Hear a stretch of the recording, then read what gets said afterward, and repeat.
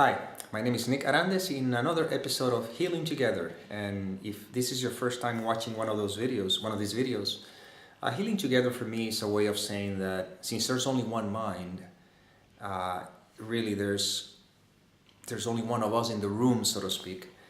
I'm not really helping you. This is just the mind speaking to itself, using this vehicle to remind itself about the nature of its being, whatever, which is nothing more than love, the absence of fear. And the topic that I feel I would like to share about, it's I don't know if I'll figure out a name eventually. It's more about fantasies. Let's talk about fantasies and let's explore the idea of fantasies and the idea why we suffer and why there's so much experience so much pain, and I would say suffering, let's put it this way, because pain, physical pain, it is just pain. Suffering is the content we placed upon it, right? So let's see where this takes us. Using myself as an example, not because this is the truth or anything, is because that has been my life experience, my journey.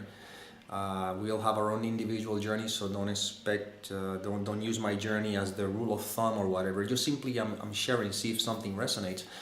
I lived in a world of fantasy my whole life. I've always been a dreamer, always, since I was a child. Dreams of things I want to do, and I did a lot of those things. And still, as an adult, still my mind was filled with fantasies, because of course the fantasies change. If you're in a relationship, for some reason, in my case, the fantasy was that the woman had to look in a particular way, you know. But it's interesting because life keeps presenting me experiences, and all my suffering was coming about as a result of my fantasy and my present moment wouldn't match. You see? In other words, it's very curious. Let's talk about relationship, for example, and then we'll explore other areas. Let's say that I have a fantasy that the woman of my dreams has to look in a particular way or have to have certain physical attributes, right? I'm not talking about a perfect 10 or something, but somebody who has certain physical attributes. But then I feel attracted towards a woman who may have different physical attributes. Well, at the beginning, because the attraction is there, well, that's fun, it's great. I mean, at least I like her or whatever. But then, as time goes by, the attraction, the desire starts falling, it just falls away, you know. And what comes to mind? The idea of the fantasy that I have about the woman I think I want to be in a relationship with. And of course, there's conflict there, because here I am with someone who doesn't look like the fantasy of the person that I think I wanted to be with, the one that I think would make me happy, right? We have that in everything, the fantasy of our ideal job, the fantasy of what we want, and all of that fantasy, all it's doing is negating the present moment. So as long as I have this conflict between my present moment and my fantasy, I will always suffer. The thing is that if my present moment goes in accordance to my fantasy or my belief system, I think I'm happy. Observe, I put it in quotation marks because it assumes that my happiness is derived from an external circumstance. I'm happy because I have achieved this. I'm happy because things are going my way, right? But in reality, what is happening is that for those brief moments, the fantasy seems to match my present moment. When my fantasy doesn't match my present moment, I experience suffering. And of course, suffering because I'm with the wrong person. Have you ever heard that? You know, you're with the wrong person. It's impossible to be with the wrong person because you're always with you. There's only one mind. However, I am with someone that is in my present awareness, but does not match the fantasy that I have, and therefore I have convinced myself that I am with the wrong person. I'm always with the right person. Who's the right person? The one that I'm with. I'm always in the right job. Which one is the right job? The one you're in.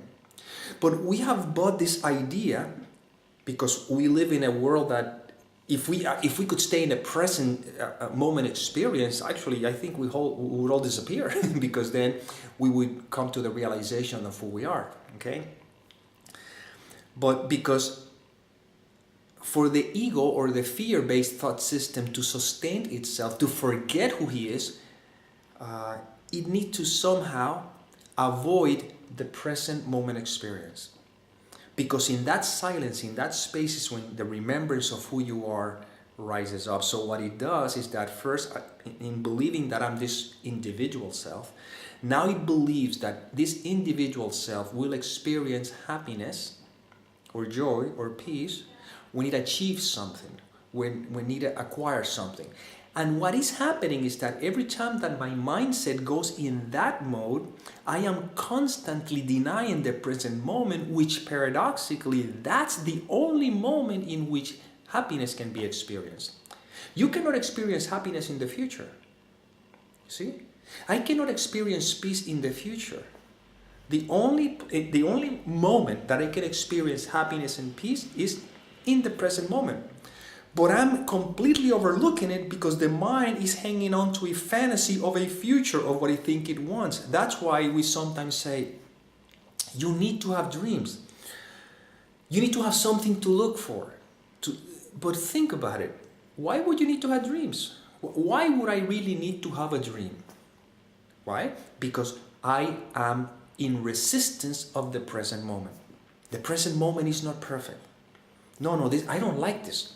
I want to have dreams so that I can have a sense of life. But in reality, all I'm doing is pursuing a phantom, a ghost.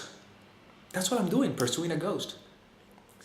And what we're doing right now in order to be able to liberate ourselves from that is first be aware of how much am I resisting the present moment just because I am feeding, if you put it that word, a fantasy in the mind.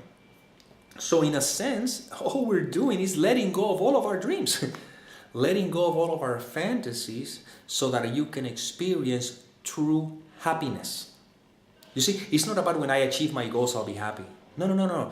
And it's not even this idea that I can happily achieve. It doesn't make any sense. If I'm already happy, what would I need to achieve? If you are already at peace, if you're happy with yourself, what would you need to achieve? Isn't the reason that I'm trying to achieve things is so that I can be happy? Well, if I'm trying to achieve things so that I can be happy, it means that I have already negated happiness. If something seems to be in a particular way so that I can experience peace, is because I have negated peace. Peace and happiness is here. It's not even here because there's no such thing as here and there. That involves time and space. No, is. The thing is I have so many concepts about what happiness is, what peace is, and then of course if I don't feel in a particular way, that means that I'm not at peace and whatever. Well, these are concepts and ideas that have to be let go so that I can allow the happiness and the peace that I am to reveal itself. It reveals itself in each moment. As a matter of fact, doesn't have to reveal itself because once again, is. So, in my world, where I had so many fantasies, I lived in a world of fantasy. I realized that when I could never find myself at home anywhere. And every relationship was always a conflict, fear.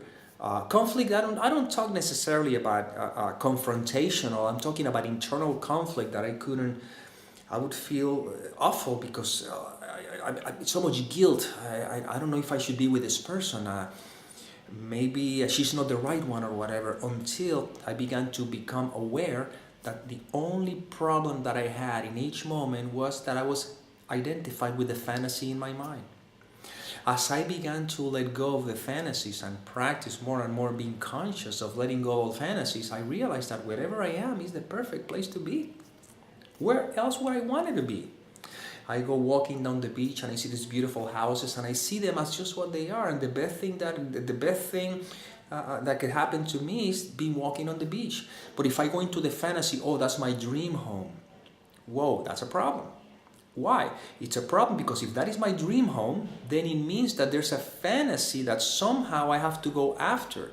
Now, that doesn't mean, listen carefully, that doesn't mean that you cannot look at a beautiful house and say, God, I mean, that's a beautiful house. I wouldn't mind live there. And that doesn't mean either that there's anything wrong with actually moving in that direction. It's when we fill the mind with so much content about it, in the sense of, oh my God, I need that house. I want to have that house. Because somehow the present moment experience, the house that I live in, whatever the case may be, is not perfect. And the danger with that frame of thinking is that when I find myself dreaming about something, meaning feeding the fantasy in the mind, which is another way of saying negating the present moment, why would I think that the present moment is not perfect? If I think the present moment is not perfect, it doesn't matter what's going on. What I am really saying, believe it or not, is that the universe made a mistake. God made a mistake. Love made a mistake. As a matter of fact, some people say, well, you have to look at your present moment experience and ask yourself, what is not perfect now? Because if you can ask yourself that question, it'll motivate you. Could you imagine that? It motivate you. Motivate you to what? Nothing is not perfect now. Everything is perfect now because it's what is. The only reason why I suffer is not because things are not perfect now. It's because I am choosing the fantasy that I have in my mind over the present moment experience. And if I keep choosing the fantasy that I have in my mind, call it my dreams, my desires, whatever you want to call it, as long as I keep choosing that, I will always be in conflict. I will always be chasing a carrot. I will always be suffering. I may have moments of pleasure temporarily when it appears that I achieved something, but then what? Then what?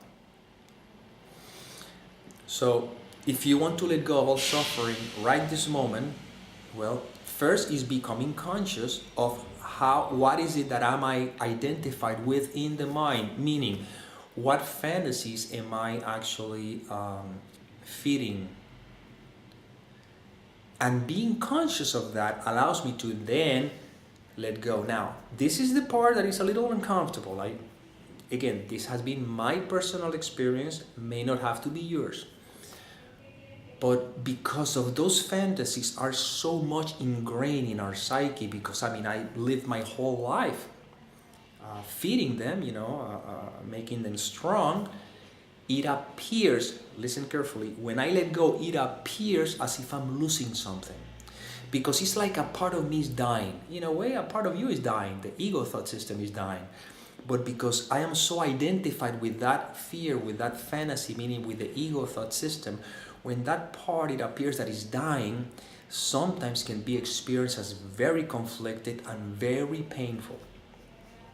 In my case, I have seen it literally that all that pain that I went through, that I've been gone through in experiences of letting go, are nothing but the resistance to what is, and that's why I hang on. So it doesn't have to be painful at all. In reality, it's not painful at all. The pain is because I do not want to let go of the fantasy. So the way we do so very lovingly, very gradually, is not trying to let go of the fantasy. It's too hard. It's being aware how much am I hanging on to the fantasy. That's the trick. Because when I can become conscious of how much I want to hang on to the fantasy, and then I can connect, okay, I'm the one who wants to hang on to the fantasy, and paradoxically, because of the hanging on to the fantasy, I'm experiencing fear or pain. Somewhere in there, there's going to be a time that it's going to go click. It's going to, the aha. I'm hanging on to this fantasy. It seems very nice, but the consequences is the suffering. So as long as I keep hanging on to the fantasy and trying to go after it, it appears as if I have a sense of direction. But in reality, all I'm just deluding myself into it until I either cannot reach that fantasy, and as a result I suffer and I find myself as a failure, or I feel, well, then I have to live in resignation of this whatever. Or I can achieve that fantasy, and then after a while, when the high goes out, I realize, oh my God, this is not exactly what I thought it was. And then we go back again into the next fantasy, thinking that, the bigger, we call it the bigger achievement, the bigger thing. In reality, there's no bigger, it's more distraction. What is bigger is the distraction making it harder to let go of the fantasy, which in the end we have to let go of. So it's not that if we're going to let go of the fantasy, it's that we are going to let go of the fantasy. And the reason being is because the fantasy is a limitation to what you are. What we are is love. What we are is perfect, whole, and complete. A fantasy is simply a piece of bread, a breadcrumb, in comparison to the buffet that we are. So sooner or later we're going to let go of the fantasy. And the reason it is because there's a part of us that is calling towards the remembrance of who we are. There's a part of us that is having that calling is there. That's what we're searching. What happens is we think that this sense of well-being will be experienced when we reach that breadcrumb. That's basically it. So we keep searching, and we keep choosing our fantasies, we keep going after our dreams and everything, because we think that the sense of wholeness and completeness will be experienced once we achieve that. So we have to run a little. I would never tell anybody to listen to this video and say, hey, no, don't follow your fantasies. No, just the opposite. Go for them. Go faster. Try to achieve all the things you think you want. Run a little until you come to the realization, as a personal realization, that nothing outside, nothing that the world has to offer can make me happy. So in a world, choosing that fantasy and going after it is part of the natural process of the undoing of fear, because first we have to experience it to realize, okay, I got the relationship, I'm still realizing that it's not making me feel like I think I should. I have the job, the dream job, I have all the things I thought I wanted, and I realized that it's not offering me what I wanted. That's when usually, like that, the story of the prodigal son is when he finally realized that his world has nothing of value and turns around and returns to his father. Of course, in the story, he had no choice in the sense that everything fell down. The whole world crumbled under his feet. Well, we don't have a choice either. And that's the thing. We're going to suffer if we continue to look where the answers are not. So we think we have a choice chasing our fantasies. We don't have a choice. In reality, the chasing of our fantasies is a recognition that there's nothing there. That's why you have seen how many actors, and I usually use the example of actors and musicians and things like that, because these are careers that, for the most part, can give you an opportunity to become huge in a very short period of time. So they don't really have much time to really learn gradually, you see. So a musician or an artist who is doing what he loves to play music, he loves to act, and all of a sudden everything is given. He had one single movie or one single hit song, and then has all the money in the world, has all the pleasures of the world, and then he realized that none of that can make him or her happy. That's why you see that many of them commit suicide and whatever, because again, they have achieved and still they realize that nothing that the world has to offer can make you happy. So once again, the focus I want you to pay attention to this video is that simply observe. Observe is be conscious. Doesn't mean you have to give up your dream. Doesn't mean you have to sacrifice anything. No, this has nothing to do with sacrifice. It's about awareness. When you can be more and more consciously aware that this is my present moment, it's perfect just as it is, doesn't need any change. It doesn't matter what it is. And I am making a fantasy of what I think it should be or how I think I would like it to be. Very innocently, I can surrender. And in that surrender is where this internal wisdom, with capital letter, will do the work, you see. And sometimes you may still be moving in the direction of your fantasies for a while, but when you do it consciously, then the high doesn't turn into an extreme low. It's like, okay, I kind of knew that there's nothing here, but I still had to go for it. I went for it, I checked it out, okay, well, there's no big deal.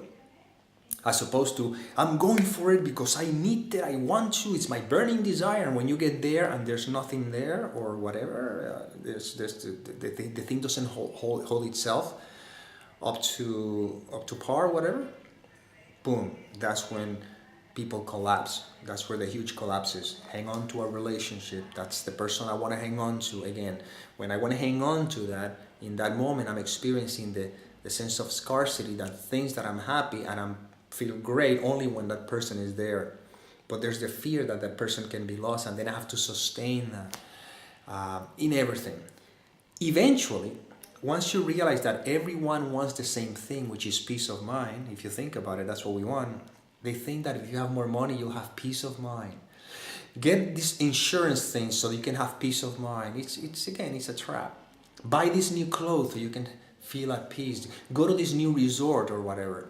When you can realize that peace of mind is all that we want, and then we begin to connect that my fantasy is the only reason why I cannot allow myself the experience of peace, then as the fantasies begin to drop and I experience more and more of that peace, you'll realize that eventually the ultimate desire is the absence of all desire.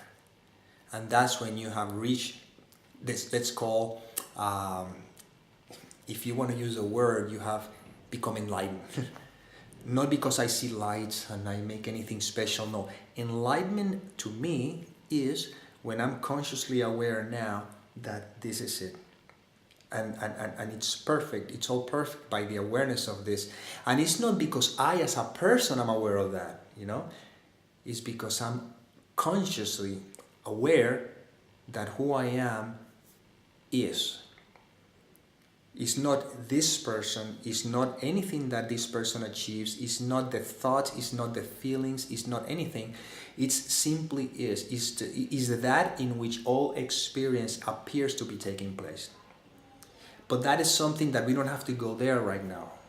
Let's go with something very simple and practical right now. It's not that the other thing I'm talking about is not practical, but I don't want to go. Let's go to the things that I feel for the purpose of this video can be easier to dissect. And it's this. Your present moment with all your feelings, with all your thoughts, whatever is what is. Observe how you think that it should not be how it is. That's how you're contemplating the fantasy. And then connect the dots. My suffering doesn't come as a result of my present experience. My suffering comes as a result of I want to hang on to a fantasy that the mind is trying to somehow fabricate around this particular moment so that the present moment cannot be that which I am aware of. Because you know what? When I open myself to the present moment experience, that's how the ego thought system loses all its power. Because the ego thought system is the fantasy that fabricates to keep me aware from the experience of who I am. And who I am is that love, is that peace, is that awareness that words really cannot explain it. It's experience. And don't try to experience it in a way that you can understand it. All I need to do is observe fantasy, present moment experience. I open myself to this experience just as it is. The fantasies can be observed, but we don't hang on to it.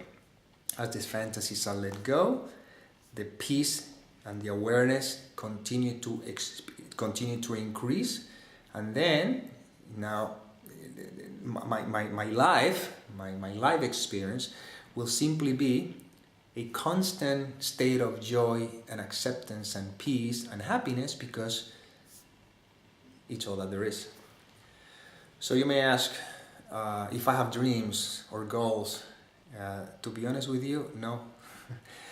And it's the greatest thing ever because there's a sense of tranquility, of knowing that this moment is perfect. And if there's something I need to do, I'll find myself doing it. If there's something that needs to be said, I'll find myself saying it. But it's not the I that is doing it or saying it. This character is just what it's just what is. Life is a constant adventure in a sense of, I don't know what am I going to do later on. I don't even know why I started recording this video. This is just what started happening. And you take all this weight off of your shoulder. Living a life in a state of complete acceptance is wonderful. I don't have words to describe it. So my job is to observe constantly how my fantasy tries to get in the way, intervene in my present moment awareness. That's my full-time job, and it's not a job that I have to be all the time looking. No, it becomes a habit, and that's basically what it is. So I, if this served you, well, then that's just what happened.